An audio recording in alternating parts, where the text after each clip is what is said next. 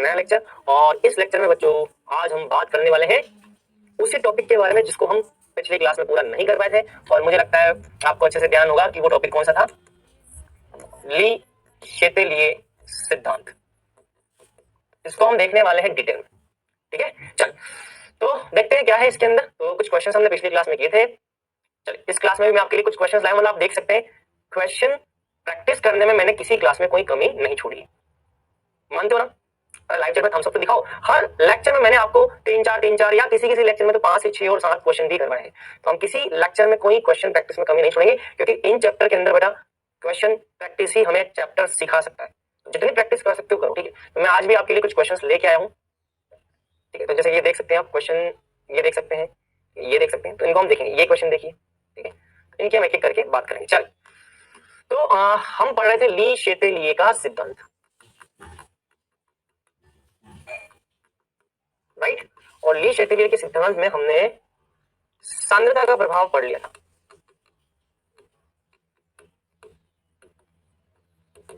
सांद्रता का प्रभाव हमने कंप्लीट कर लिया था। ली शेतेलिए का नियम मैंने, सिद्धांत मैंने आपको बताया था कि आप किसी भी अभिक्रिया की साम्यावस्था को चेंज करने का ट्राई करोगे तो वो अभिक्रिया उस परिवर्तन का क्या करेगी? विरोध करेगी। कैसे विरोध करेगी? अगर आप किसी अभिक्रिया की साम्यावस्था को बदलने की कोशिश करोगे तो अभिक्रिया फिर से कहां आने का प्रयास करेगी? साम्यावस्था में आने का प्रयास करेगी। तो इस प्रकृति के अंदर भैया ये बहुत ही कॉमनली आपको देखने को मिलेगा कि भैया जब भी आप किसी तंत्र, किसी व्यक्ति, किसी सजीव, किसी निर्जीव, उसकी आप स्थिर अवस्था, स्थायी अवस्था को बिगाड़ने का प्रयास करोगे तो फिर से वहां पे आने की कोशिश बिल्कुल करेगा, 100%।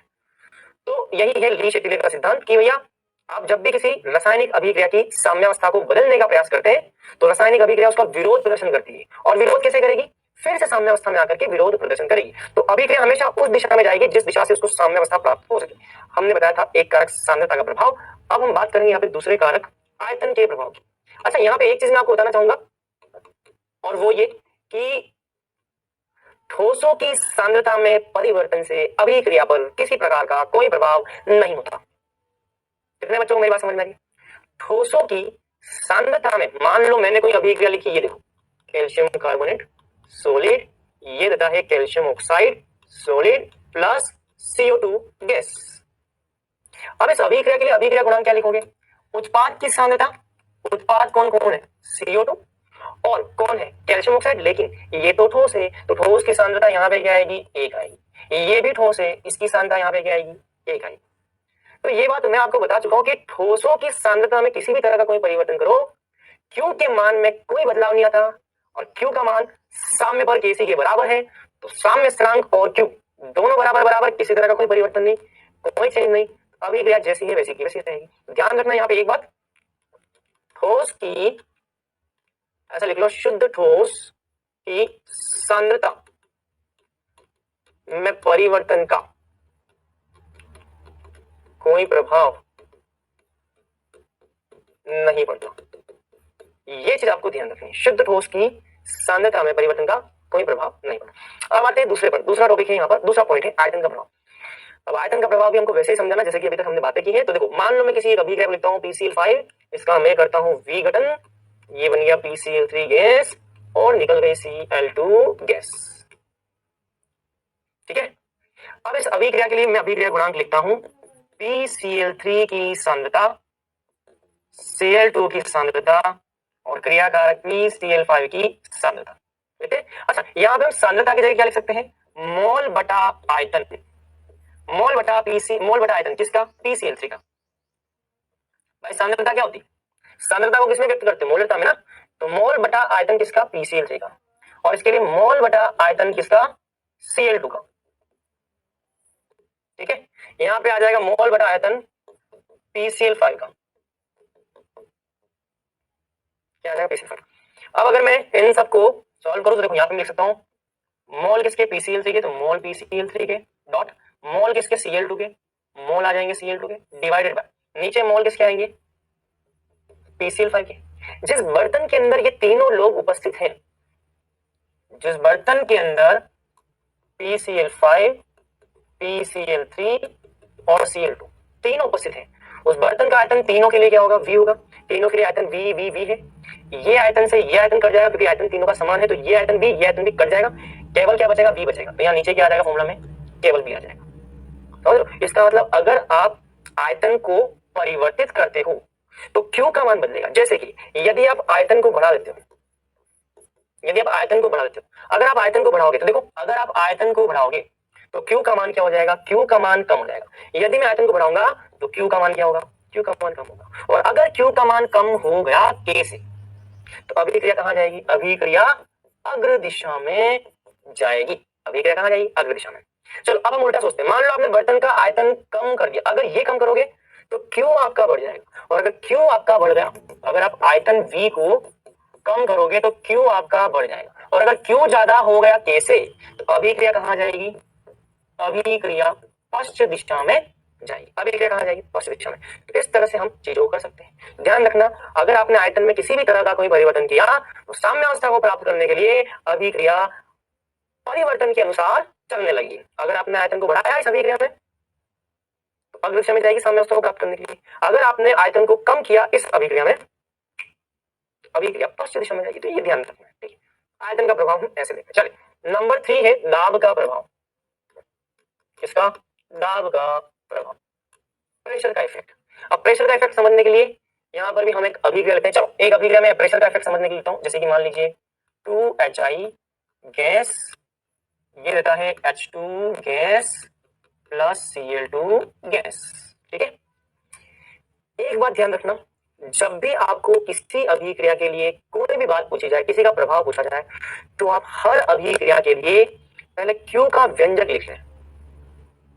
सुनना मेरी बात ध्यान से, आपको किसी भी अभिक्रिया के लिए, चाहे ये हो चाहे ये हो चाहे ये हो, किसी भी कारक का प्रभाव पूछा जाए तो सबसे पहले आप अभिक्रिया के लिए क्या लिख लो, क्यू लिख लो। चाहे कोई भी अभिक्रिया हो, चाहे ये हो ये हो चाहे ये हो, चाहे किसी का भी प्रभाव पूछा जाए, ये पूछा जाए ये पूछा जाए, चाहे कुछ भी पूछा जाए, आपको सबसे पहले क्यू लिखना है। क्यू मतलब कि उत्पाद की सांद्रता, क्लोरीन की सांद्रता, समझ रहे हो ना। अच्छा मैंने उल्टा लिख दिया, okay okay okay okay okay. यहाँ क्लोरीन नहीं आएगा, आयोडीन आएगा, राइट। यहाँ पे क्लोरीन नहीं आयोडीन आएगा, यहाँ पे आयोडीन आ जाएगा, तो ये हो जाएगा HI। यहाँ पे क्या हो जाएगा 2, ये आ जाएगा 2, ठीक है। तो ये लिखते हो। अच्छा दाब के पदों में क्या लिखोगे, अच्छा दाब के पदों में आप लिखोगे pressure of hydrogen, right, pressure of iodine, right, pressure of HI।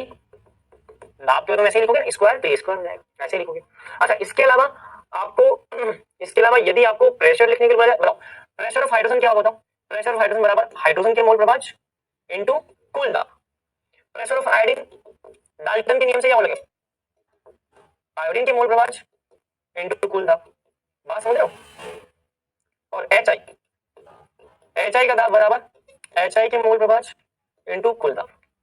मतलब इन फॉर्मूलों की जगह में क्या लिखता हूं, इन फॉर्मूलों की जगह में लिख सकता हूं Q बराबर हाइड्रोजन का आंशिक दाब क्या होता है, हाइड्रोजन के मोल प्रभाज इनटू कुल दाब, इनटू आयोडीन का आंशिक दाब क्या होता है, आयोडीन के मोल प्रभाज इनटू कुल दाब, डिवाइडेड बाय HI के मोल प्रभाज क्या होते हैं, HI का मोल प्रभाज इनटू कुल दाब।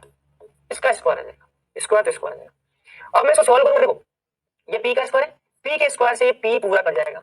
अब मुझे बताओ Q जो है वो दाब पर निर्भर नहीं करता। Q का मान दाब पर निर्भर नहीं करता, दाब है ही नहीं यहाँ पे। बात समझो, Q जो है वो दाब पर निर्भर नहीं करता। इसका मतलब दाब को चाहे बढ़ाओ, दाब को चाहे कम करो, इससे अभिक्रिया के साम्य पर कोई प्रभाव नहीं पड़ता। अभिक्रिया के साम्य पर नो इफेक्ट, अभिक्रिया के साम्य पर नो इफेक्ट। यहां तक की बात क्लियर, मेरे ख्याल से ये चीज आपको क्लियर हो गई होगी। अच्छा मान लो मैंने आपको ये दिया था, चलो ये देखते हैं। चलो अगर मान लो मैंने आपको ये दिया था, ये नाइट्रोजन वाली अभिक्रिया देखो, नाइट्रोजन गैस हाइड्रोजन गैस, ये देता है 2 अमोनिया गैस। चलो इस पर दाब का प्रभाव देखते हैं, इस पर हम क्या देखते हैं, दाब का प्रभाव। अच्छा एक चीज मैं आपको बताना चाहूंगा, अब कई बच्चे बताए क्या बोलते हैं, ये वाली अभिक्रिया में हम देखेंगे दाब का प्रभाव, पहले मैं इस पर पूरी बात करूं। अब कई बच्चे बोलते हैं कि सर एग्जाम में अगर इतना लंबा प्रोसेस करेंगे तो हमारा टाइम निकल जाएगा। तो चलो मैं आपको पहले, तो इस पे जाने से पहले मैं एक छोटा प्रोसेस बताता हूँ, अदर मेथड। तो इस पे जाने से पहले मैं आपको बताता हूँ अदर मेथड, दूसरा तरीका क्या हो सकता है इसको जल्दी सॉल्व करने का। Fast method. दूसरा क्या है तरीका? Fast method. सीखना चाहते हो ना दूसरा तरीका? एक तो ये है तरीका, अगर आपसे ये समझ में आ जाए तो ये अप्लाई कर दो। अगर आपको ये मेथड यूज नहीं करना तो एक दूसरा फास्ट मेथड है जो इससे कम टाइम में हो जाएगा। देखो दूसरा मेथड ये है, अगर आपको दाब का प्रभाव पूछा जाए, अगर आपको दाब का प्रभाव पूछा जाए, एक बात हमेशा ध्यान रखना, दाब जो होता है वो मोल की संख्या के समानुपाती होता है। किस सूत्र से? पीवी बराबर एनआरटी। इस सूत्र से हम दाब और मोल की संख्या को हम समानुपाती बोलते हैं। उस सूत्र से मैं ये लिख सकता हूं, यदि आयतन और टेम्परेचर दोनों कांस्टेंट है तो हम दाब को समानुपाती बोल सकते हैं मोल के। तो एक दूसरा मेथड और है इसको सॉल्व करने का, जो कि आपको जल्दी से आंसर देगा बिना किसी पेन चलाए। मैं बोल रहा हूं बिना पेन चलाए आपको जल्दी आंसर देगा। तो क्या है वो मेथड? तो वो मेथड ये है कि यदि मान लो दाब को बढ़ा दिया जाए, अगर मान लो दाब को बढ़ा दिया जाए तो इसका मतलब मोल की संख्या भी बढ़ जाएगी। अगर दाब को बढ़ा दिया तो इस फॉर्मूले से मोल की संख्या बढ़ जाएगी। मतलब कि यदि मैंने या आपने किसी ने भी इस अभिक्रिया में दाब को बढ़ा दिया, इसका मतलब है कि हमने मोल की संख्या को बढ़ा दिया। और मोल की संख्या अगर बढ़ गई तो मैंने आपसे क्या बात बोली थी कि ली शेतेलियर का प्रिंसिपल बोलता है कि हम जैसा काम करेंगे अभिक्रिया उसका उल्टा काम करेगी, उसका विरोध करेगी। अगर हम दाब को बढ़ाएंगे तो मोल की संख्या बढ़ेगी, और अगर मोल की संख्या बढ़ी तो अभिक्रिया साम्य में आने के लिए उसका उल्टा काम करेगी। अभिक्रिया मोल को कम करने का प्रयास करेगी। अभिक्रिया क्या प्रयास करेगी? मोल को कम करने का। आप तो सीधा एक फंडा ध्यान रखो, मैं हिंदी में लिख रहा हूं, देखो, हम जैसा काम करेंगे अभिक्रिया उसका विपरीत कार्य करेगी। क्यों? ताकि साम्यावस्था में आ सके, ताकि साम्यावस्था में आ सके। बात समझ में? जैसे कि मैंने अगर दाब बढ़ा दिया, मतलब कि मैंने मोल की संख्या बढ़ा दी, तो अभिक्रिया कोशिश करेगी मोल की संख्या कम हो जाए, क्योंकि मैंने क्या बोला, मैं जो काम करूंगा अभिक्रिया उसका उल्टा काम करेगी। अगर मैंने दाब बढ़ा दिया मतलब कि मैंने मोल की संख्या बढ़ा दी, तो अभिक्रिया मोल की संख्या को कम करने का प्रयास करेगी। चलो तो अब यहां देखो, तो यहां पे मोल की संख्या कितनी है? 2। यहां पे मोल की संख्या कितनी है गैस के? 1 और 1 2। यहां पर भी मोल की संख्या 2 है, यहां पर भी टोटल मोल की संख्या 2 है। तो अभिक्रिया सोचेगी कि भैया ना तो यहां पे मोलों की संख्या कम हो रही है, ना यहां पे मोलों की संख्या कम हो रही है, यहां पे भी मोल की संख्या 2 है, यहां पे भी मोल की संख्या 2 है, कहीं भी चले जाऊं मोल की संख्या कहीं भी कम नहीं होगी। तो इसका मतलब अभिक्रिया पर कोई प्रभाव नहीं पड़ेगा। तो ये है दूसरा मेथड जिसमें हमको पेन चलाने की जरूरत नहीं। अगर मैंने दाब को बढ़ाया या अगर मैंने मोल की संख्या में बढ़ोतरी की, दाब बढ़ाओगे तो मोल की संख्या बढ़ेगी, तो अभिक्रिया इसका विरोध करेगी। और विरोध कैसे करेगी? जो काम आपने किया है उसका विपरीत कार्य करेगी। हम मोल की संख्या को बढ़ाएंगे तो अभिक्रिया मोल की संख्या को कम करेगी। लेकिन समस्या क्या है, ना तो यहाँ मोल की संख्या कम है, यहाँ भी 2 है और यहाँ भी 2, दोनों में मोल की संख्या बराबर है। किसी भी डायरेक्शन में जाओ, अग्र दिशा में जाओगे तब भी 2 की जगह 2 मोल ही होंगे, और यहां से यहां पश्चिम में जाओगे तब भी 2 से 2 मोल ही होंगे। मोलों की संख्या में कोई परिवर्तन नहीं आया, मतलब कि दाब को बढ़ाने पे या दाब को घटाने पे अभिक्रिया में कोई परिवर्तन नहीं आया। चलो एक एग्जांपल और करते हैं, इसी दूसरे मेथड को समझने के लिए एक एग्जांपल और करते हैं। चलो इस मेथड को समझने के लिए हम इस एग्जांपल को सॉल्व करते हैं। इस मेथड को समझने के लिए इस एग्जांपल को हम और करते हैं। चलो मान लो मैंने इस अभिक्रिया में क्या किया, दाब को बढ़ा दिया। मैंने क्या किया? दाब को बढ़ा दिया। अगर मैं दाब को बढ़ाऊंगा तो मोल की संख्या बढ़ जाएगी। दाब को बढ़ाया तो मैंने क्या बोला, दाब को बढ़ाना मतलब कि मोल की संख्या बढ़ जाएगी। और अगर हमने मोल की संख्या को बढ़ा दिया तो अभिक्रिया क्या करेगी? अभिक्रिया क्या करेगी? हम जैसा काम करेंगे अभिक्रिया उसका उल्टा काम करेगी, विपरीत। हमने अगर दाब बढ़ाया है मतलब कि मोलों की संख्या को अगर हमने बढ़ा दिया है तो अभिक्रिया मोलों की संख्या को कम करेगी। चलो अभिक्रिया मोलों की संख्या को कम करेगी, मतलब कि आप देखो यहाँ पे 1 और 3 टोटल क्रियाकारक में 4 मोल है और यहाँ पे उत्पाद में कितने हैं? 2 मोल है। मैंने बोला कि अगर हमने मोलों की संख्या को बढ़ा दिया तो अभिक्रिया उस दिशा में जाएगी जिससे कि मोल की संख्या को कम कर दिया जाए। तो हम जैसा काम करेंगे अभिक्रिया उसका विपरीत काम करेगी। तो अगर हमने मोल की संख्या को बढ़ा दिया तो अभिक्रिया वहां जाएगी जहां पे मोल की संख्या कम हो जाए। तो यहाँ पे 4 है, यहाँ पे 2 है, तो अभिक्रिया उस दिशा में जाएगी जिससे कि मोल की संख्या वापस से घट जाए। तो 4 से 2 की तरफ जाओगे मोलों की संख्या घट जाएगी, मतलब कि अभिक्रिया कहां जाएगी? अग्र दिशा में जाएगी, ताकि उसको फिर से क्या मिल जाए? साम्यावस्था मिल जाए। चलो अब ऐसे समझो, मान लो मैंने दाब को कम कर दिया। अगर मान लो मैंने दाब को कम कर दिया मतलब कि मैंने क्या कर दिया, अगर डायरेक्ट इनडायरेक्ट बोल, मैंने मोल की संख्या को कम कर दिया। दाब को कम करने का मतलब है मैंने मोल की संख्या को कम कर दिया। अगर मैंने मोल की संख्या को कम कर दिया तो अभिक्रिया इसका उल्टा काम करेगी। अगर हमने मोल की संख्या को कम कर दिया, अभिक्रिया मोल की संख्या को बढ़ाने का प्रयास करेगी। अब मोल की संख्या ज्यादा कहाँ है? 4 में या 2 में? मोल की संख्या यहाँ ज्यादा है, मतलब कि अभिक्रिया कहाँ जाएगी? जहां मोल की संख्या में बढ़ोतरी होगी, मतलब अभिक्रिया पश्चिम दिशा में जाएगी। अभिक्रिया पश्चिम दिशा में जाएगी। तो आप मुझे बताओ आपको कौन सा मेथड अच्छा लगा, ये वाला मेथड आपको अच्छा लगा या ये पहला मेथड आपको अच्छा लगा? तो आप मुझे कमेंट बॉक्स में कमेंट करके जरूर बताएंगे ताकि मैं उसके हिसाब से इस तरह के 2-3 मेथड लेकर करके आऊं। चलो एक एग्जांपल और करते हैं, करें आ जाओ, एक एग्जांपल और करते हैं। इसमें आप मुझे बताइए, चलिए ये बताओ PCl5 इससे बनता है PCl3 गैस, Cl2 गैस। चलो मान लो इस अभिक्रिया का मैं दाब बढ़ा देता हूँ। चलो अब मुझे बताना अभिक्रिया किस दिशा में जाएगी साम्य अवस्था प्राप्त करने के लिए। मान लो मैं अभिक्रिया का दाब बढ़ाता हूँ, मतलब कि मैंने दाब बढ़ा दिया, मतलब कि मैंने क्या बढ़ा दिया, मोल की संख्या बढ़ा दी। तो मान लो मैंने अगर दाब बढ़ा दिया मतलब कि मोल की संख्या बढ़ा दी, तो अभिक्रिया कहाँ जाएगी? अभिक्रिया जहां पे मोल की संख्या, हमने अगर मोल की संख्या बढ़ाई है तो अभिक्रिया उसका विपरीत काम करेगी, अभिक्रिया वहां जाएगी जहां पे मोल की संख्या कम हो जाए। बताओ मोल की संख्या कम कहां हो रही है?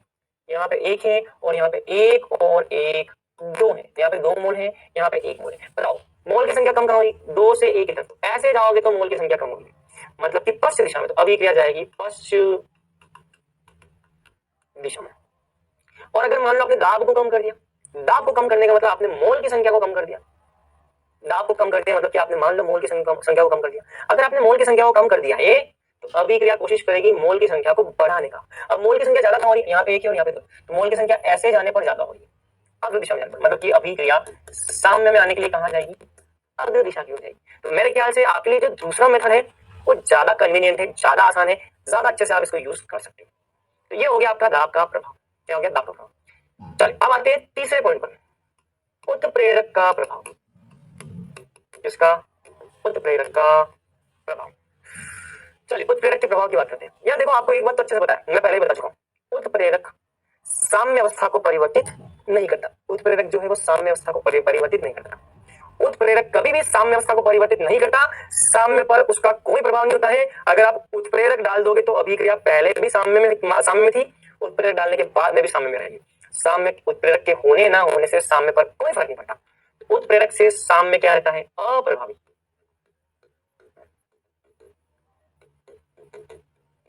साम्य अप्रभावित रहता है। लेकिन अभिक्रिया की जो गति है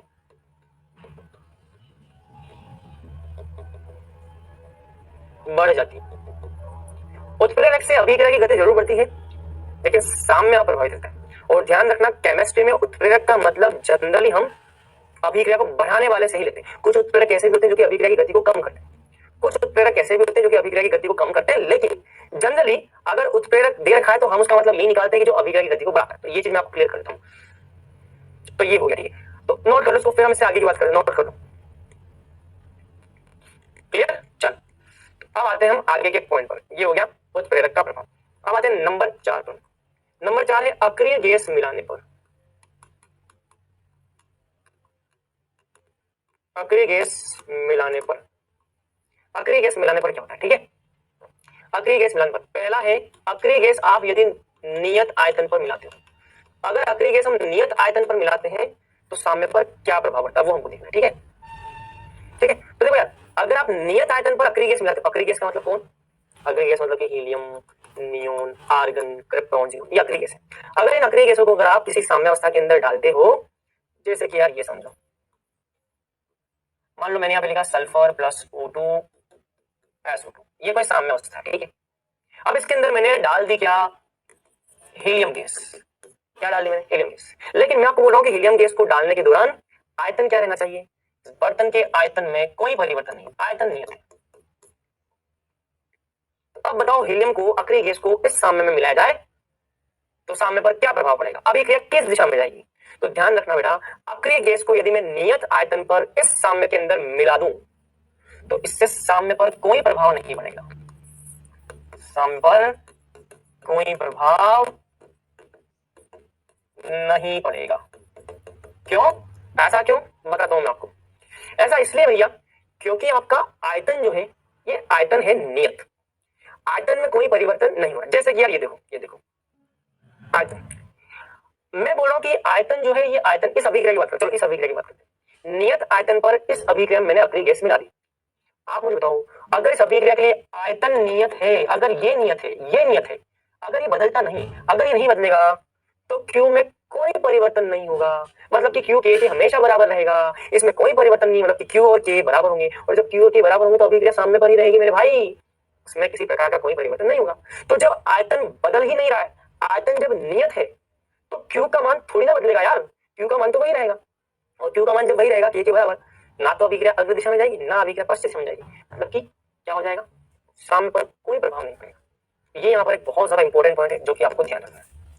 अगला है नियत दाब पर। किस पर? नियत दाब पर। क्लियर? चलिए, तो ये मेरे ख्याल से क्लियर हो गया। चलो अब हम देखते हैं नियत दाब। दाब को अगर नियत रखना है तो क्या होना चाहिए, सोच रखना।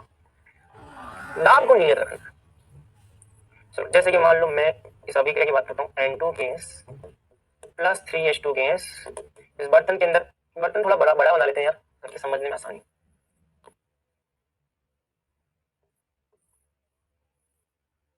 N2 gas plus hydrogen gas, ये दोनों मिलकर के बनाते हैं अमोनिया गैस। ठीक है, ये बर्तन में चल रहा है कार्यक्रम। अब मैंने क्या किया, मैंने अक्रिय गैस मिला दी। मैंने क्या मिला दी, मैंने मिला दी अक्रिय गैस हीलियम। मैंने हीलियम को इस बर्तन में मिला दिया।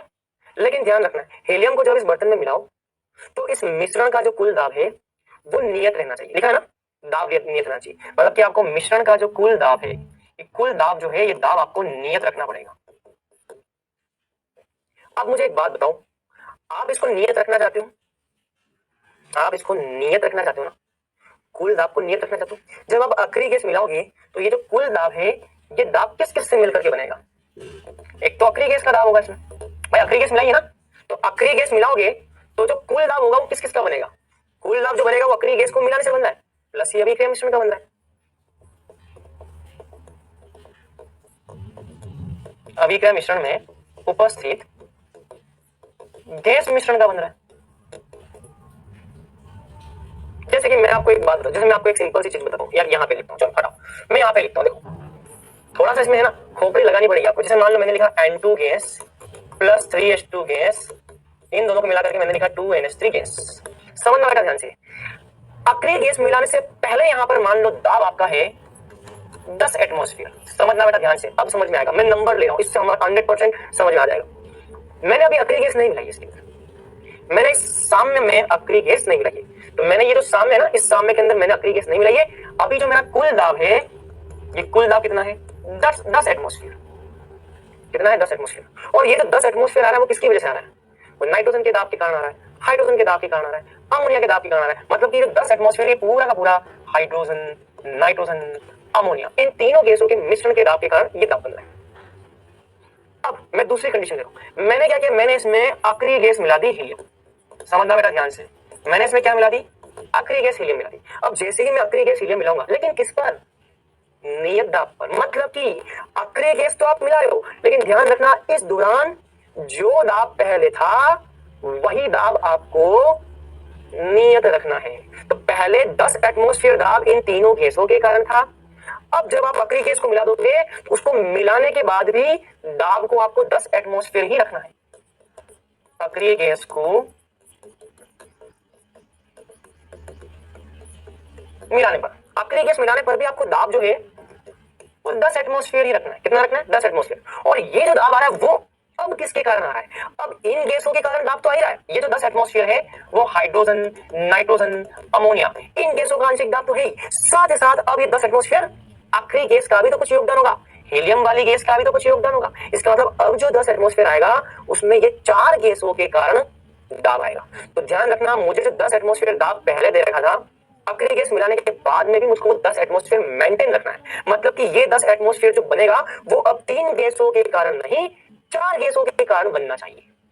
और अगर इस हीलियम के मिलाने पर भी दाब को आप 10 एटमॉस्फेयर बनाए रखना चाहते हो तो इनका जो प्रेशर होगा वो इनका प्रेशर कम हो जाएगा। तो pressure of nitrogen, pressure of hydrogen और प्रेशर ऑफ अमोनिया, इनके वैल्यू क्या हो जाएंगे, कम हो जाएंगे। भाई ये 10 एटमॉस्फेयर का, एक बात तो पहले 10 एटमॉस्फेयर पूरा का पूरा इन तीन के कारण था, अब मैं बोल रहा हूं कि अब 10 एटमॉस्फेयर इसके कारण और इन तीन के कारण है। इसका मतलब इन तीन का जो प्रेशर था वो तो कम ही हो जाएगा ना भाई, इन तीन का पहले ये 10 एटमॉस्फेयर इन तीनों का था। अब मैं बोल रहा हूं कि यहाँ 10 एटमॉस्फेयर को नियत बनाने के लिए इनका तो कम हो जाएगा और हो सकता है ये मिलाने पर 2 एटमॉस्फेयर इसके कारण आ रहा है। अगर मान लो हीलियम मिलाने के कारण अगर 2 एटमॉस्फेयर दाब एक्स्ट्रा मिलता है तो इसको 10 बनाए रखने के लिए इनका दाब हो जाएगा कम। और अगर इन गैसों के दाब कम हो गए अगर गैसों के दाब कम हो गए तो अभिक्रिया में आप, इसका मतलब मोल की संख्या को कम कर लो। अगर गैसों के दाब कम हो गए तो मोल की संख्या कम हो रही है, और अगर मोल की संख्या कम हुई तो अभिक्रिया उस दिशा में जाएगी जिससे मोल की संख्या बढ़ जाए। और मोल की संख्या बढ़ने का मतलब अभिक्रिया कहाँ जाएगी, यहाँ पे मोल की संख्या 2 है, यहाँ पे मोल की संख्या 1 + 3 4 है, 2 से 4 की तरफ जाएगी पश्चिम दिशा में। इसका अभिक्रिया पश्चिम दिशा में जाएगी। फिर से रिपीट कर रहा हूं एक बार, क्योंकि बहुत ही इंपॉर्टेंट कॉन्सेप्ट है। सिंपल सी बात है, इस साम्य में नियत दाब रखना है और अक्रिय गैस को मिलाना। दाब को नियत रखते हुए अक्रिय गैस मिलानी है। सुनना बेटा ध्यान से, दाब को नियत रखते हुए अक्रिय गैस मिलानी है इस बर्तन में। मतलब कि पहले जब हीलियम अक्रिय गैस नहीं मिलाई थी तो इन तीनों के कारण 10 एटमॉस्फेयर था। अब जब मैंने हीलियम अक्रिय गैस मिला दी है तो इन सब के कारण 10 एटमॉस्फेयर मुझे मेंटेन रखना है, नियत रखना है। तो ये 10 एटमॉस्फेयर है, इसको अगर मुझे 10 एटमॉस्फेयर कांस्टेंट रखना है तो हीलियम का भी कुछ ना कुछ दाब होगा ना। भाई हीलियम मान लो यहाँ अंदर प्रवेश करेगी तो मान लो हीलियम की वजह से 2 एटमॉस्फेयर, कुछ ना कुछ तो कंट्रीब्यूशन होगा ना, कुछ ना कुछ तो योगदान होगा। मान लो हीलियम का योगदान 2 एटमॉस्फेयर है, तो इसको 10 एटमॉस्फेयर बनाए रखने के लिए अगर ये 2 है, 10 में से 2 चले गए तो इनका दाब जो आएगा वो कितना आएगा, 8। पहले इन तीनों का दाब जो था वो 10 एटमॉस्फेयर था। अब मैं बोल रहा हूँ कि इसके आने के कारण इसको 10 एटमॉस्फेयर बनाए रखने के लिए ये कम हो जाएगा। मतलब कि गैसों के आंशिक दाब गिर गए, कम हो गए, और अगर आंशिक दाब गिर गए मतलब कि मोलों की संख्या कम हो गई, और मोलों की संख्या अगर कम हो गई तो अभिक्रिया उस दिशा में जाएगी जिससे कि मोलों की संख्या बढ़ सके। और मोलों की संख्या कहां बढ़ रही है, उत्पाद की तरफ 2 है और क्रियाकारक की तरफ टोटल 3 + 1 4 है। तो मोलों की संख्या कहां बढ़ेगी, 2 से 4 की तरफ जाने पर, मतलब कि पश्चिम दिशा में। इस तरह से हमको चीजों को करना है। बात समझ में? चलो एक एग्जाम्पल और लेते हैं, एक एग्जाम्पल और लेते हैं। PCl5 गैस, ये देता है PCl3 gas plus Cl2 gas. मैं बोल रहा हूं कि मैंने अभी इसमें अक्रिय गैस नहीं मिलाई, मान लो अक्रिय गैस नहीं मिलाई और इधर कुल दाब जो है वो है 20 एटमॉस्फेयर, बिना अक्रिय गैस मिला 20 एटमॉस्फेयर। और ये जो 20 एटमॉस्फेयर आ रहा है वो इस पूरे सामने मिश्रण के कारण आ रहा है। 20 एटमॉस्फेयर किसके कारण आ रहा है, PCl5 के कारण, PCl3 के कारण, Cl2, इन तीनों के कारण ही आ रहा है। कब, अक्रिय गैस मिलाने से पहले। अब लेकिन मैंने क्या किया, मैंने इसमें डाल दी हीलियम नाम की अक्रिय गैस। जैसे ही मैं अक्रिय गैस मिलाऊंगा तो अक्रिय गैस मिलाने पर मुझे बोला गया है प्रश्न में कि दाब को नियत रखना है, तो अक्रिय गैस मिलाने पर 20 एटमॉस्फेयर को मुझे अभी भी 20 एटमॉस्फेयर ही रखना है। लेकिन ये गैस कुछ ना कुछ दाब तो लगाएगी ना अंदर। मान लो ये वाली गैस का दाब 5 एटमॉस्फेयर है, तो भैया इन तीनों के कारण, अब देखो इस 20 एटमॉस्फेयर में इन तीनों का भी योगदान होगा, और इसके अलावा इस 20 एटमॉस्फेयर में इस 5 एटमॉस्फेयर का भी हमको कुछ ना कुछ योगदान रखना होगा। 5 एटमॉस्फेयर किसके कारण आएगा, हीलियम का। तो अब मुझे बताओ 20 एटमॉस्फेयर को नियत रखने के लिए आपको नियत रखना है, और अगर ये 5 एटमॉस्फेयर अपनी तरफ से लेकर के आएगा तो इन गैसों का दाब क्या हो जाएगा, कम। अगर गैसों का दाब घट गया मतलब कि मोल की संख्या घट गई, और मोलों की संख्या घटा रहे हो आप, तो अभिक्रिया प्रयास करेगी मोल की संख्या को बढ़ाने का, और मोल की संख्या बढ़ेगी कहां पर, यहाँ पर 1 है और उत्पाद में 1 + 1 2, यहाँ 2, यहाँ 1, 1 से उत्पाद की ओर जाओगे तो मोल की संख्या बढ़ जाएगी, मतलब कि अग्र दिशा में जाओगे तो मोल की संख्या बढ़ेगी। इस तरह से हमको यहाँ पर चीजों को देखना होता है बेटा, ठीक है। तो नोट करो, इसको फटाफट नोट कर लो। क्लियर? चलो अब आते हैं बहुत ही इंपॉर्टेंट पार्ट, अक्रिय गैस मिलाने पर हो गया नंबर 5, ताप का प्रभाव। टेम्परेचर का इफेक्ट क्या होता है, अब हमको देखना है किसका इफेक्ट बेटा, टेम्परेचर का इफेक्ट क्या होता है उस पर हमको बात करनी। क्लियर? चलो टेम्परेचर का इफेक्ट भैया 2 प्रकार की अभिक्रियाओं में देखा जाता है। पहला है ऊष्माक्षेपी अभिक्रिया।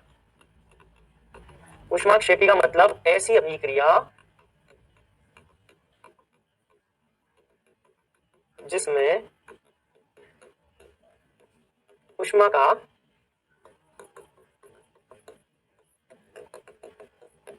उत्सर्जन होता है। ऐसी अभिक्रिया जिसमें ऊष्मा का उत्सर्जन होता है ऊष्माक्षेपी बोलते हैं। जैसे कि अभी मैंने एग्जांपल दिया था अमोनिया का निर्माण।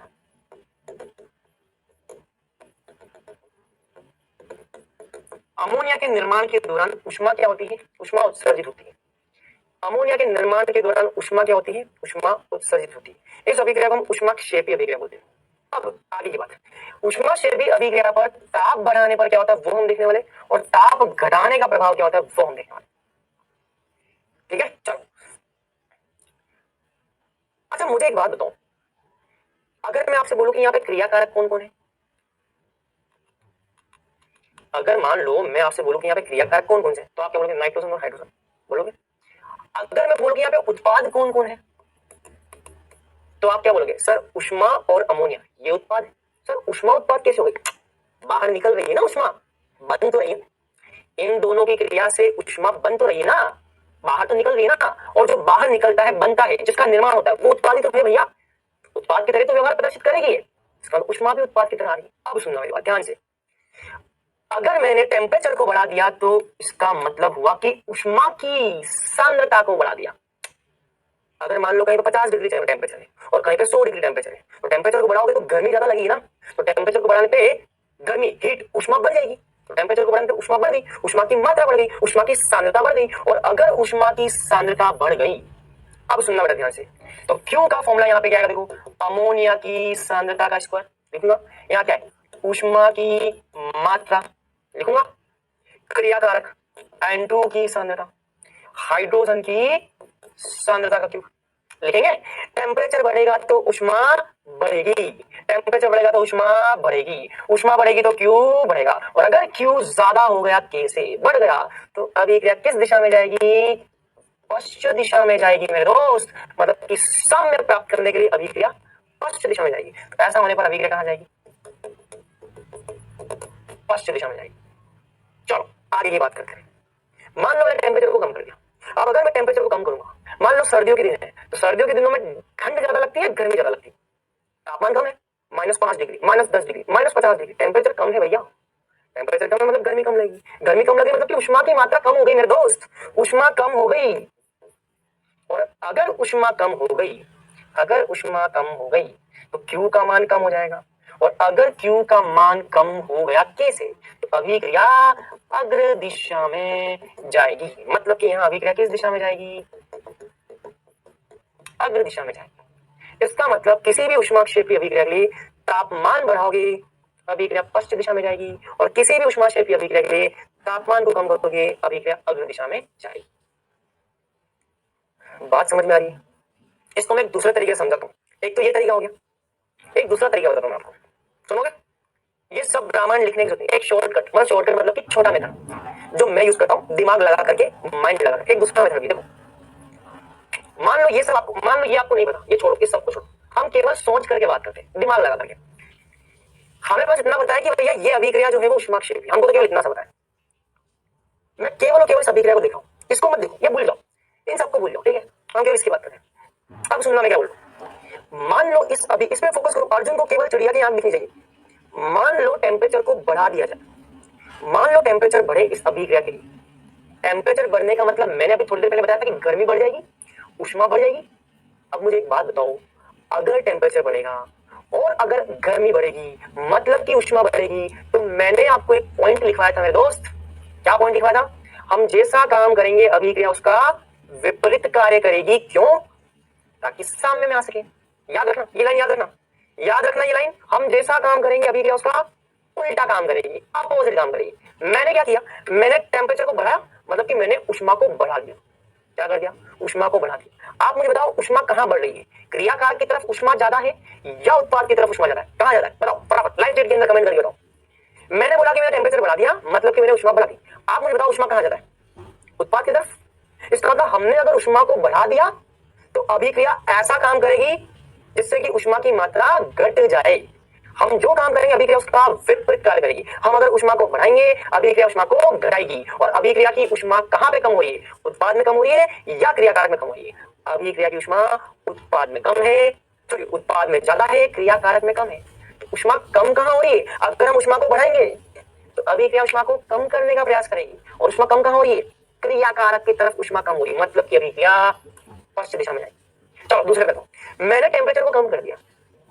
अगर मैंने टेम्परेचर को कम कर दिया मतलब कि उष्मा हो जाएगी कम, गर्मी हो जाएगी कम। और अगर मैंने उष्मा को कम कर दिया अभिक्रिया कहां जाएगी? अभिक्रिया कहां जाएगी? अगर मैंने उष्मा को कम किया तो अभिक्रिया उल्टा काम करेगी, विपरीत। अभिक्रिया उष्मा को बढ़ाने का काम करेगी। और उष्मा कहां पे बढ़ रही? देखो उष्मा यहां पे बढ़ रही है, तो अभिक्रिया उष्मा को बढ़ाएगी, मतलब कि अभिक्रिया अग्र दिशा में जाएगी। अभिक्रिया अग्र दिशा में। ऐसे भी कर सकते, इतना सब कुछ लिखने की जरूरत नहीं, सिंपल दिमाग लगाओ। चलो ये जो दूसरा मेथड बताया ना बेटा, वो दूसरे मेथड का इस्तेमाल करके हम उष्मा शोषी अभिक्रिया पे बात करते हैं। ये दूसरे मेथड का इस्तेमाल करके, अभी मैं इस पे क्वेश्चन भी कराऊंगा, बेफिक्र रहिए। ये दूसरे मेथड का इस्तेमाल करके हम उष्मा शोषी अभिक्रिया पे बात करते हैं। जैसे कि PCl5 गैस, इसको अगर आप उष्मा देंगे, उष्मा का अवशोषण कर रही है, तो PCl3 gas plus Cl2 gas बनेगा। उष्मा शोषी अभिक्रिया मतलब कि उष्मा का इन अभिक्रियाओं में क्या होता है, अवशोषण होता है। पक्का? अब देखो, यदि मान लो उष्मा शोषण, हम दूसरा वाला मेथड यूज कर रहे हैं, हम ये बड़ा वाला मेथड यूज नहीं करेंगे, इससे भी कर सकते हो, लेकिन हम शॉर्ट दूसरा मेथड। देखो, अगर मान लो मैंने इस अभिक्रिया के लिए तापमान बढ़ा दिया, अब मुझे आप बताओ मुझे, अगर मैंने तापमान बढ़ा दिया तो क्या बढ़ेगा? तापमान बढ़ेगा तो क्या बढ़ेगा बताओ? तापमान बढ़ेगा तो उष्मा को बढ़ा रहा हूं मैं किसको बढ़ा रहा हूं? उष्मा को बढ़ा रहा हूं। और अगर मैं उष्मा को बढ़ाऊंगा तो अभिक्रिया क्या करेगी? हम जो काम करेंगे अभिक्रिया उसका उल्टा काम करेगी। हम उष्मा को बढ़ाएंगे तो अभिक्रिया उष्मा को कम करने का प्रयास करेगी। और आप मुझे बताओ, उष्मा कहां जाता है? क्रियाकारक में उष्मा जाता है या उत्पाद में उष्मा जाता है? क्रियाकारक की तरफ उष्मा लिखी है, वहां जाता है। इसका मतलब अभिक्रिया वहां जा रही है जहां पे उष्मा कम हो जाए। यहाँ तो उष्मा ज्यादा है, यहाँ उष्मा कम है, मतलब कि अभिक्रिया वहां जाएगी जहां पे उष्मा कम हो जाए। यहाँ जाओगे तो उष्मा कम हो जाएगी, मतलब कि अग्र दिशा की ओर, है ना? सिंपल। दूसरा मतलब बहुत इजी है। चलो, टेम्परेचर को कम किया, मतलब कि हमने उष्मा को कम कर दिया। अगर मैंने उष्मा को कम किया तो अब अभिक्रिया अपोजिट कार्य करेगी। अगर मैंने टेम्परेचर को कम कर दिया तो अभिक्रिया विपरीत कार्य करेगी, अपोजिट। हमने कम किया तो अभिक्रिया अपोजिट काम, अभिक्रिया उष्मा को बढ़ाने का काम करेगी। और आप मुझे बताओ, उष्मा कहां बढ़ रही है? क्रियाकारक में बढ़ रही है उत्पाद? उष्मा तो क्रियाकारक में बढ़ रही है, मतलब कि क्रियाकारक की तरफ अभिक्रिया जाएगी। ये हो जाएगा पश्चिम दिशा की तरफ, पश्चिम दिशा की तरफ। तो इस तरह से हम भैया उष्मा के प्रभाव को, ताप के प्रभाव को उष्मा शोषी और उष्मा क्षेपी अभिक्रियाओं में अच्छे से समझ सकते हैं। तो ये सारी चर्चा है यहाँ पर ली चेटेलियर के सिद्धांत की। तो इसको आप नोट करो, फटाफट नोट करो जल्दी से। चलिए अब फटाफट हम आते हैं किस पर? क्वेश्चन पर। चलो अब देखते हैं भैया क्वेश्चन कैसे पूछे जाते हैं इस पे, ली चेटेलियर के सिद्धांत पर क्वेश्चन कैसे पूछे जाते हैं। आ जाओ यार। ये रहा पहला क्वेश्चन। ये क्वेश्चन तो मेरे ख्याल से कर लिया था, पिछली क्लास में कर लिया था ये क्वेश्चन। अब आते हैं इस पे। अब इस क्वेश्चन की बात करते हैं। निम्न अभिक्रिया पर दाब बढ़ाने का किस प्रकार से प्रभाव होगा? ये अभी बताओ कि अभिक्रिया में परिवर्तन अग्र दिशा में होगा या पश्चिम दिशा में? ये बोल रहा है कि 4 प्रकार की रिएक्शन हमको दे रखी है। हर एक रिएक्शन में हमको इस रिएक्शन में भी हमको बताना है दाब बढ़ाने का प्रभाव कैसा होगा, इस रिएक्शन में भी हमको बताना है दाब बढ़ाने का प्रभाव कैसा होगा, इस रिएक्शन में बताना है, इस रिएक्शन चारों में अलग अलग बताना है। और हमें बताना है कि दाब बढ़ाओगे इन चारों में तो अभिक्रिया साम्यावस्था को प्राप्त करने के लिए किस दिशा में जाएगी, ये हमको बताना। चलो तो आ जाओ शुरू करते हैं सबसे पहली रिएक्शन के साथ। पहली रिएक्शन के लिए हमको क्या करना है? दाब बढ़ाना। अगर मैं प्रेशर को बढ़ाऊंगा, तो मैंने आपको क्या बोला था? प्रेशर जो है वो मोल के समानुपाती है। अगर हम प्रेशर को बढ़ाएंगे मतलब कि हम क्या बढ़ा रहे हैं? डायरेक्टली इनडायरेक्टली मोल बढ़ा रहे हैं। अगर हम मोलों की संख्या को बढ़ाएंगे तो अभिक्रिया उसका विपरीत कार्य करेगी, अभिक्रिया मोलों की संख्या को घटाने का प्रयास करेगी। इसका मतलब अभिक्रिया उस डायरेक्शन में जाएगी जिस डायरेक्शन में मोल की संख्या घट जाए। चलो बताओ मोल की संख्या कहां घटती है? बताओ, यहाँ पे 1 मोल, यहाँ पे 2 मोल, यहाँ पे 2 + 1 3, और यहाँ पे 1 + 2, अरे भैया यहाँ भी 3 मोल कुल, यहाँ पे 3 मोल, मतलब कि कहीं पर भी मोल की संख्या में कमी नहीं आ रही। यहाँ पर भी 3, यहाँ पर भी। यहाँ से यहाँ जाओगे तब भी नहीं कम होगी, यहाँ से यूं जाओगे तब भी कम नहीं होगी, मतलब कि अभिक्रिया कहीं भी नहीं जाएगी, अप्रभावित। अभिक्रिया पर कोई प्रभाव नहीं पड़ेगा, अप्रभावित। अब मुझे बताओ इस रिएक्शन के लिए मुझे क्यों लिखने की जरूरत है? वैसे तो क्यू लिख करके फिर क्वेश्चन कर सकते हो, लेकिन क्या हमको यहाँ पर क्यू लिखना पड़ेगा, फिर क्यू का व्यंजक लिखो, इतना परेशान होने की जरूरत है? जरूरत नहीं, सीधा क्वेश्चन हो जाएगा। चलो अच्छा, एक चीज ध्यान रखना बेटा, एक चीज ध्यान रखना, हम ये जो फॉर्मूला लगाते हैं ना PV = nRT, और यहाँ से हम लिखते हैं P समानुपाती n। हम ये जो फॉर्मूला लगाते हैं ना बेटा, ध्यान रखना, यहाँ पे जो गैस समीकरण है ये गैस के मोल के लिए लगती है, ध्यान है ना? तो ध्यान रखना, यहाँ पे हम जितनी भी बातें कर रहे हैं ये मोल गैस के मोल के लिए बातें कर रहे हैं। यहाँ पे ठोस और द्रवों के मोलों का कुछ काम नहीं है। यहाँ पे हम मोल की संख्या बढ़ना और मोल की संख्या घटना, ये सब किसके बारे में बात कर रहे हैं? गैस के बारे में। क्योंकि ये वाला संबंध कहां से आता है? गैस समीकरण से आता है। तो ध्यान रखना है गैस के मोल के हिसाब से। चलो जैसे कि दूसरा आ जाओ, दूसरा क्या है? CO2। अब देखो यहाँ पे ठोस आ रहा है, देखो ठोस आ रहा है, ठोस के मोलों के बारे में सोचना ही नहीं। चलो तो इसकी हम बात करेंगे, तो CO2 में लिख लेता हूँ एक बार, CO2 gas plus carbon solid 2CO gas, ठीक है। अब हमको बोला क्वेश्चन में दाब बढ़ाने पर इसका साम्य प्राप्त करने के लिए अभिक्रिया किस दिशा में जाएगी? चलो अगर इस अभिक्रिया के लिए मैं दाब बढ़ाऊंगा, दाब बढ़ाने का मतलब सीधा सीधा क्या है? मोल की संख्या बढ़ाना। अगर हम मोल की संख्या को बढ़ाएंगे तो अभिक्रिया क्या क्या प्रयास करेगी? मोल की संख्या को कम कर, हम जैसा काम करेंगे अभिक्रिया उसका उल्टा काम करेंगे। हमने मोल बढ़ा दिए तो अभिक्रिया वहां जाएगी जिससे मोल कम हो जाए। चलो लेकिन ये मोल किसके हैं ध्यान रखना, फिर याद दिला रहा हूं, गैस के मोल है मेरे दोस्त, मतलब कि मोल घटने चाहिए किसके, गैस के। चलो यहाँ पे गैस के मोल कितने हैं, ये तो सॉलिड है, ये गैस के मोल यहाँ पर 1 है, यहाँ पर गैस के मोल कितने हैं, यहाँ पर गैस के मोल 2 है। तो अभी क्या वहां जाएगी जिससे गैस के मोल कम हो जाए, पश्चिम दिशा में जाएगी जिससे गैस के मोल कम हो जाए, पश्चिम दिशा में जाएगी, ताकि इनको फिर से क्या मिलेगा, साम्यावस्था। चलो ये हो गया दूसरा। अच्छा तीसरा आप करके बताओगे मुझे, काफी मजा आ रहा है मुझे क्वेश्चन करने में, मुझे बहुत मजा आ रहा है, तुमको मजा आ रहा है नहीं पता, लेकिन मुझे पढ़ाने में बहुत मजा आ रहा है आज। मतलब ये टॉपिक इतना जबरदस्त है, मुझे तो मजा आ गया भैया। अब तुम मुझे कमेंट करके बताना कि तुमको कैसा लग रहा है, मुझे तो जबरदस्त मजा आ रहा है, मतलब कि मैं तो इसमें डूब चुका हूँ। अब तुम डूबे हो नहीं डूबे मुझे नहीं पता, मुझे फील आ रही है भैया, मजा आ रहा है तगड़ा वाला।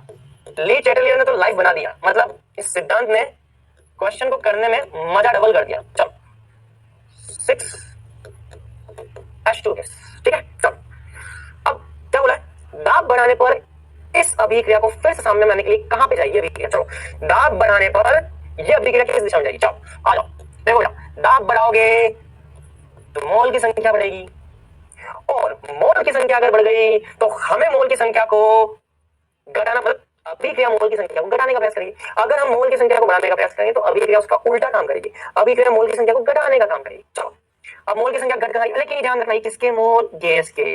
गैस के यहाँ पे कितने मोल, 4, 4 + 5 9, यहाँ कितने 4 + 6 दोनों गैस है, यही गैस 10। बताओ मोलों की संख्या कहाँ पे घटती है, यहाँ 9 और यहाँ कम है, मतलब कि मोलों की संख्या इस दिशा में आओगे तो घट जाएगी, 10 से 9 की तरफ आओगे तो घट जाएगी, पश्चिम दिशा में जाएगी, 10 से 9 की तरफ पश्चिम दिशा। यार मतलब मजेदार क्वेश्चन है, बहुत प्यारा कॉन्सेप्ट है, मतलब इजीली हम ढंग से अगर चीजों को पढ़ते आ रहे तो हमको इस क्वेश्चन में दिक्कत आएगी। चौथा C2H4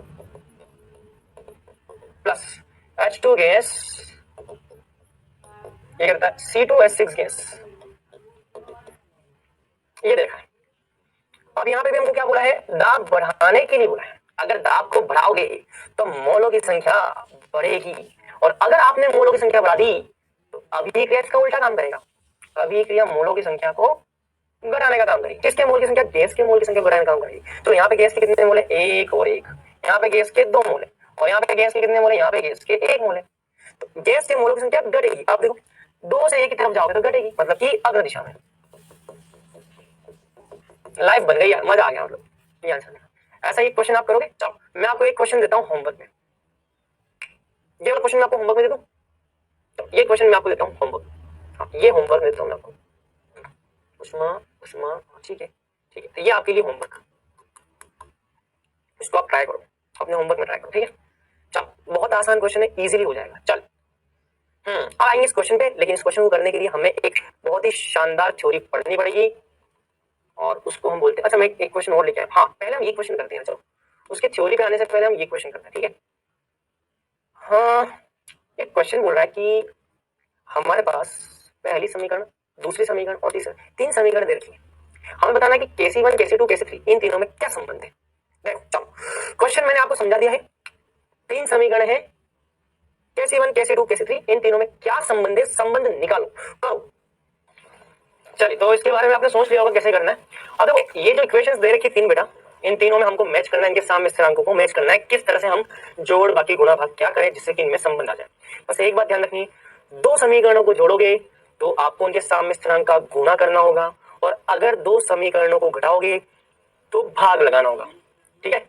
या मान लो किसी समीकरण का आपने किसी गुणांक से गुणा किया है तो उसको साम्य स्थिरांक पे स्क्वायर के रूप में, अगर 2 से गुणा किया तो साम्य स्थिरांक का स्क्वायर करना होगा, 3 से गुणा किया तो साम्य स्थिरांक का 3 पावर चढ़ाना होगा, 4 से किया तो 4 का पावर चढ़ाना, ऐसे करना होगा। चलो अब देखो अब इन तीनों में क्या रिलेशन है, ठीक है। तो मैं अगर गौर करूं, एक बात देखिए बच्चों,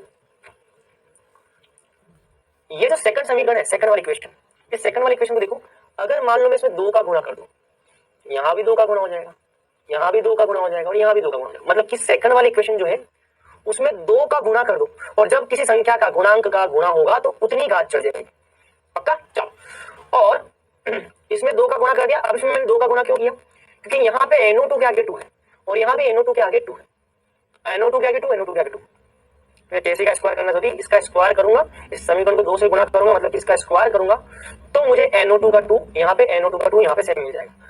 अब दूसरी बात, क्योंकि NO2 उत्पाद में है तो इस वाले समीकरण को क्या करना होगा, इस वाले समीकरण को व्युत्क्रम करना होगा, बात समझ लो, क्योंकि NO2 उत्पाद में ये वाली समीकरण व्युत्क्रम हो जाएगी, ये वाली समीकरण व्युत्क्रम हो गई, उल्टा कर दिया, उल्टी हो गई। चलो अब इन दोनों समीकरणों को आपको क्या करना है, जोड़ना है। तो इसका मतलब KC1 इंटू KC2 KC3, इसका मतलब हम यहाँ पे क्या करेंगे KC1 KC3, KC1 into KC3। अगर मैं पहली समीकरण में से तीसरी समीकरण को जोड़ देता हूँ, मतलब कि दोनों के साम्य स्थिरांक को गुणा कर देता हूँ, इसमें से मैंने इसको जोड़ दिया, जैसे मैं इन दोनों को जोड़ूंगा तो मुझे KC1 इंटू KC3 करना पड़ेगा, और दूसरी वाली समीकरण को मुझे दुगुना करके माइनस करना है, तो यही आ जाएगा। दुगुना करके माइनस करना मतलब कि माइनस में 2 आएगा, उसको ऊपर लेकर के आओगे तो प्लस में 2 हो जाएगा, और ये आ जाएगा बराबर में 1। तो KC1 into KC3 into KC2 ये हो जाएगा 1 के बराबर। तो इस तरह से हमको करना है। अब कहाँ क्या रखा है, तो बस यार हमें करा KC3 KC1 और KC2 का, हाँ ये 2 KC2 का स्क्वायर, बस तो ये आ जाएगा। नोट करो फटाफट इसको, क्लियर यहां तक की बात। चलो अब हम बात करते हैं आगे की, बच्चों। अगला टॉपिक है हमारा साइमल्टेनियस इक्विलिब्रियम।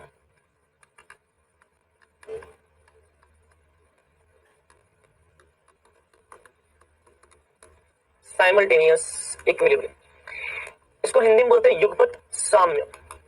युगपत साम्य, इसको हिंदी में क्या बोलते हैं, युगपत साम्य। अब इसका मतलब ये होता है, जैसे कि मान लो एक बर्तन है, एक बर्तन में दो तरह के साम्य चल रहे हैं,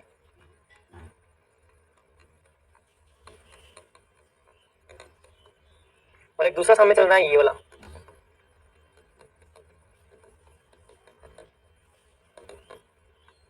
ठीक है, तो एक बर्तन है जिसमें दो तरह के साम्य चल रहे हैं, एक ये साम्य चल रहा है, दूसरा ये साम्य चल रहा है।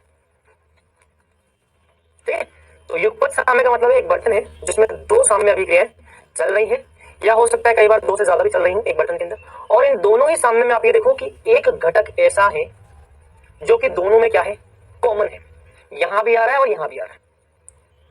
तो ऐसे साम्य या दो से ज्यादा इस प्रकार के साम्य जिनमें कोई एक घटक दोनों में उपस्थित हो जाए, या एक से ज्यादा घटक दोनों में उपस्थित हो जाए, तो इस प्रकार के साम्य को हम बोलते हैं युगपत साम्य। क्या बोलते हैं, युगपत साम्य।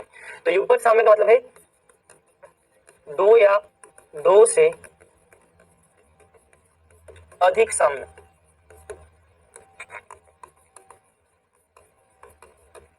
किसी बर्तन में दो या दो से अधिक साम्य जिसमें कोई एक घटक दोनों या अधिक साम्य में उपस्थित हो, तो इस प्रकार के साम्य को युगपत साम्य कहते हैं। ठीक है, तो क्या लिखा है, किसी बर्तन में दो या दो से अधिक साम्य जिसमें कोई एक घटक दोनों या अधिक साम्य में उपस्थित हो। किसी बर्तन के अंदर, एक बर्तन है, उस बर्तन के अंदर दो प्रकार के साम्य चल रहे हैं, कोई भी एक घटक इसमें ऐसा है जो कि दोनों साम्य में उपस्थित है, तो इसे हम बोलते हैं युगपत साम्य। क्या बोलते हैं, युगपत साम्य। तो चलो मैं इसको यहाँ पे लिख रहा हूं, A solid B gas plus C gas, और दूसरा देखा है D solid B gas plus F gas. ये दो प्रकार के साम्य चल रहे हैं। ठीक है, ठीक है, और दोनों ही साम्य में एक घटक ऐसा है जो कि दोनों में कॉमन है।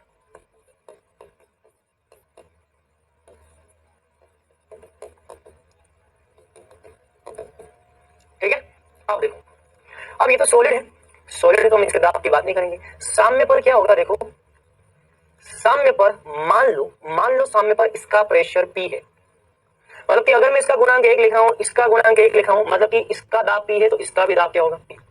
तो साम्य पर यदि मैं इसका दाब P लिख रहा हूं, 1:1 होने के कारण अगर ये P है तो ये भी क्या हो जाएगा, P हो जाएगा। चलो फिर अब इसकी बात करते हैं, इस अभिक्रिया के साम्य पर मैं क्या लिख सकता हूं, अगर मान लो इसका प्रेशर P' है, इस अभिक्रिया से प्राप्त होने वाला इसका प्रेशर P' है, इसका प्रेशर भी क्या हो जाएगा, P', क्योंकि ये एक है तो ये भी एक है, P'। लेकिन रुक जाओ, अभी एक ही बर्तन के अंदर दोनों साम्य, इसका मतलब B का जो प्रेशर होगा वो P ना होकर के ये P' भी यहां जुड़ जाएगा, क्योंकि ये एक ही बर्तन में हो रहा है। इसी बर्तन में दोनों तरफ B उपस्थित है। अगर ये P प्लस पीडेश है तो यहां पर भी P प्लस पीडेश, क्योंकि भैया B का प्रेशर यहां से भी आ रहा है और B का प्रेशर यहां से भी आ रहा है। यहां से जो B का प्रेशर आ रहा है वो पीडेश है और यहां से जो B का प्रेशर आ रहा है वो P है। तो टोटल प्रेशर कितना हो गया? P plus P dash. Total pressure कितना हो गया? P plus P dash. मतलब कि C का दाब हो जाएगा क्या? P। एक आपका F का दाब हो जाएगा। F का दाब हो जाएगा कितना? पीडेश। F का दाब कितना होगा? पीडेश। और B का दाब कितना हो जाएगा? B का दाब हो जाएगा P प्लस पीडेश। तो P प्लस पीडेश ये होता है भैया आपका युगपत साम्य। क्या होता है बच्चों? ये युगपत साम्य होता है। क्लियर? चलिए तो इसको फटाफट से नोट कर लो, फिर हम बात करते हैं आगे की। नोट कर लो। चलिए यहां तक नोट कर लिया होगा आपने। अब यार इस पर हमको कुछ क्वेश्चंस भी देखने हैं, लेकिन आज हम इतना ही देखेंगे, इससे आगे की बात करेंगे हम अगली क्लास में। अब हम आते हैं किस पर? हम आते हैं इसके क्विज के क्वेश्चन नंबर 1 पर। क्रियाकारक की सांद्रता में वृद्धि करने पर साम्य किस दिशा की तरफ प्राप्त होता है? बताइए।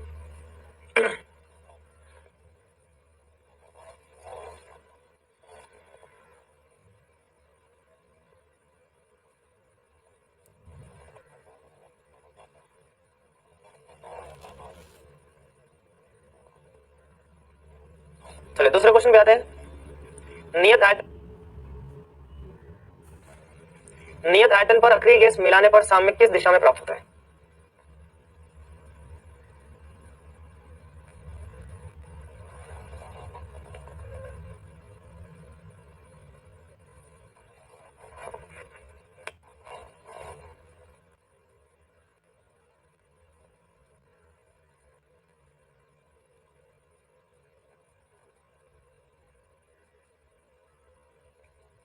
चलिए क्वेश्चन नंबर 1 पे आते हैं। क्रियाकारक की सांद्रता में वृद्धि करने पर साम्य किस दिशा की तरफ प्राप्त होता है? देखो ये क्रियाकारक,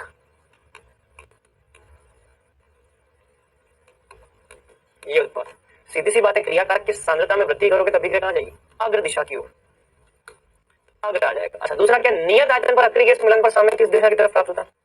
तो साम्य भैया नियत आयतन पर आप अक्रिय गैस मिलाओगे तो साम्य कहीं नहीं जाएगा, वो वहीं का वहीं रहेगा। तो किसी भी दिशा की ओर नहीं जाएगा। एक तो है अग्र की तरफ, एक है पश्चिम की तरफ, एक बोला किसी भी दिशा की ओर, किसी दिशा की ओर नहीं, किसी भी दिशा की ओर नहीं जाएगा, जाएगा नहीं, वो वहीं रहेगा। चलिए तो आज हमने क्या पढ़ा? आज हमने प्रैक्टिस क्वेश्चन किए, ठीक है, और मैंने आपको आज युगपत साम्य के बारे में बताया, ली चैटेलियर का सिद्धांत, इसके बारे में हमने बात की। पैनल पे आपको होमवर्क मिल जाएगा। अगली क्लास में हम आयनिक इक्विलिब्रियम की शुरुआत करेंगे, लेकिन उससे पहले हम करेंगे पीवाईक्यू और युगपत साम्य जो मैंने अभी पढ़ाया ना, उस पर मैं आपको क्वेश्चंस करवाऊंगा।